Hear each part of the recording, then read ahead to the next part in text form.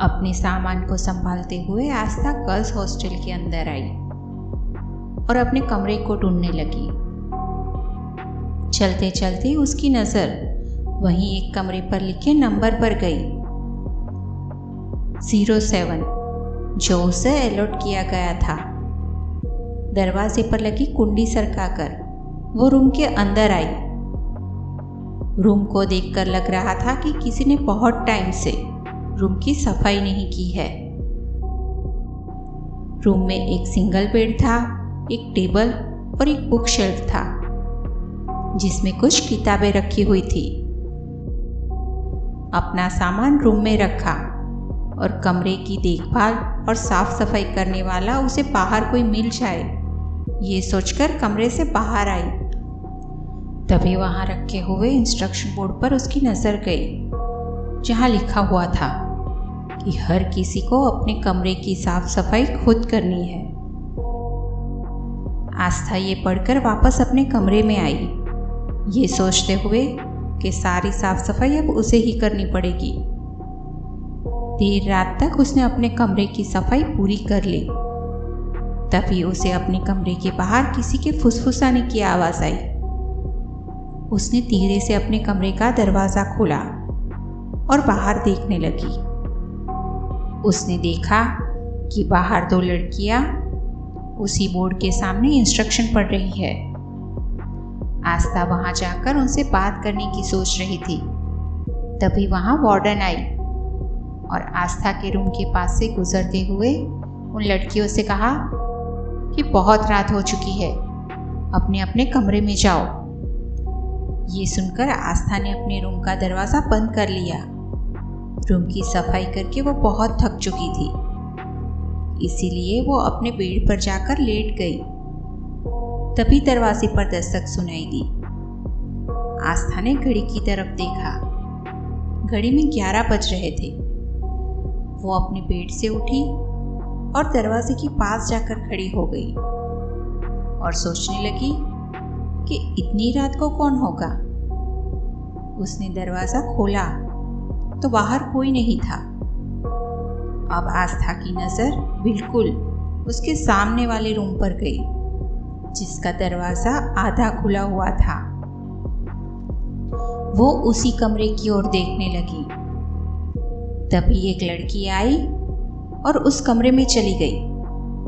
अब वो लड़की दरवाजा बंद करने ही वाली थी। तभी उसकी नजर आस्था के कमरे पर पड़ी। आस्था उस लड़की को देखकर मुस्कुराई, पर वो लड़की अजीब तरह से बस उसकी ओर देखे जा रही थी। जब आस्था ने उस लड़की से उसका नाम पूछा तो उसने कोई भी जवाब नहीं दिया और अपने कमरे का दरवाजा बंद कर दिया। आस्था भी अपने कमरे में आ गई और सोचने लगी कि कैसी घमंडी लड़की है। अब आस्था बहुत थक चुकी थी। वो अपने बेड पर जाकर लेट गई और थोड़ी देर में उसे नींद आ गई।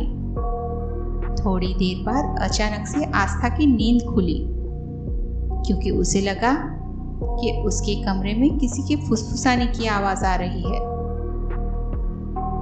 थोड़ी देर तो वो ये आवाज सुनने की कोशिश करती रही। उसने अपने चारों ओर नजर घुमाई पर कोई नहीं था। फिर अचानक सारी आवाजें बंद हो गई। अब उसने फिर से आंखें बंद की। तभी अचानक फिर से वही आवाज आने लगी। उसने देखा कि अब की बार दरवाजे के बाहर से ये आवाज आ रही थी, पर उसकी हिम्मत ही नहीं हो रही थी कि वो दरवाजा खोलकर देखे। वो थोड़ी देर तो ऐसे ही डरी हुई अपने बेड पर बैठी रही।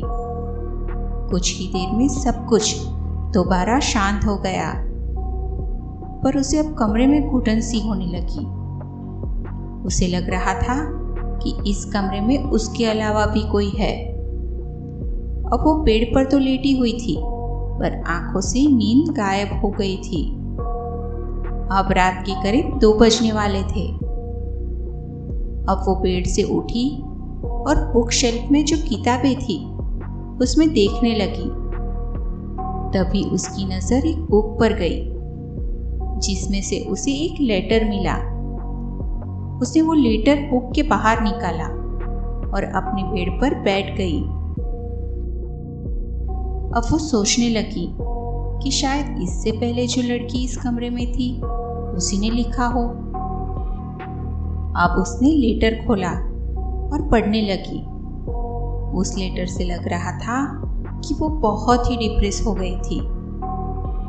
घर वालों की अपेक्षा इतनी बढ़ चुकी थी कि वो धीरे धीरे डिप्रेशन में जाने लगी थी।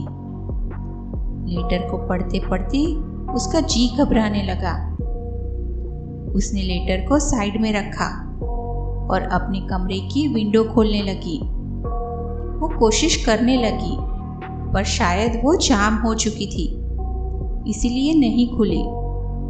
अब उसने कमरे में पंखे की स्विच चालू की, पर पंखा आवाज करने लगा जैसे उस पर कोई भारी चीज लटक रही हो। अब वो बेड पर लेट गई और धीरे धीरे उसे नींद आने लगी। तभी उसे फिर से वही आहट अपने कमरे के बाहर से सुनाई दी। अब आस्था का दिल जोर जोर से धड़कने लगा। अब उसकी नींद आंखों से ओझल हो चुकी थी।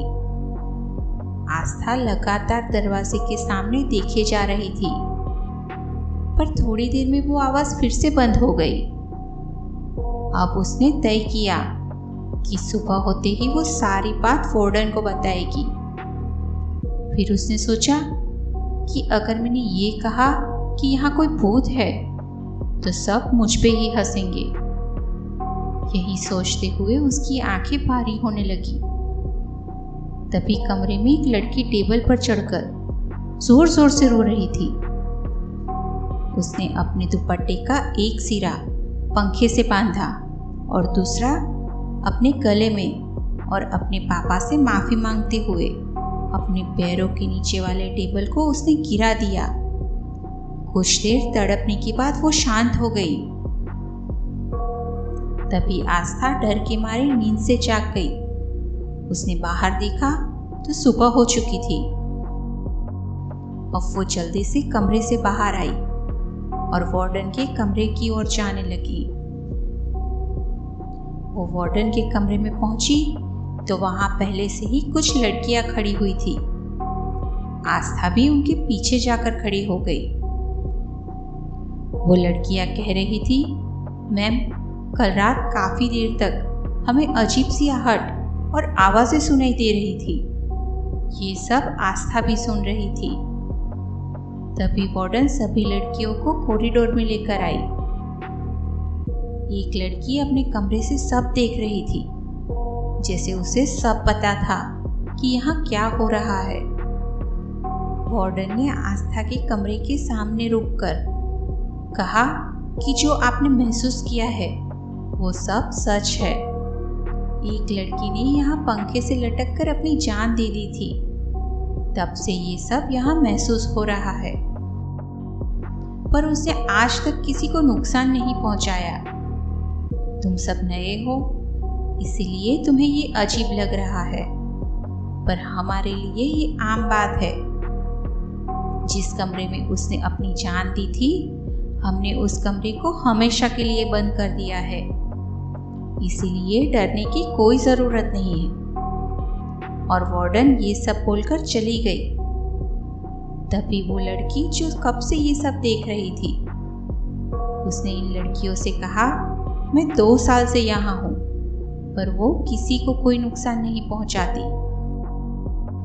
बस उसे एक चीज़ पसंद नहीं है। लड़कियों ने कहा, क्या? तो उस लड़की ने धीरे से उनके कान में कुछ बताया और सारी लड़कियां वहां से चली गई। आस्था वहीं खड़ी थी और बोली, बस कोई मेरे कमरे के बाहर से ताकाझाकी करे, ये मुझे बिल्कुल पसंद नहीं। इतना कहकर आस्था उस 7 नंबर के कमरे में जहां ताला लगा हुआ था उसके आर पार चली गई।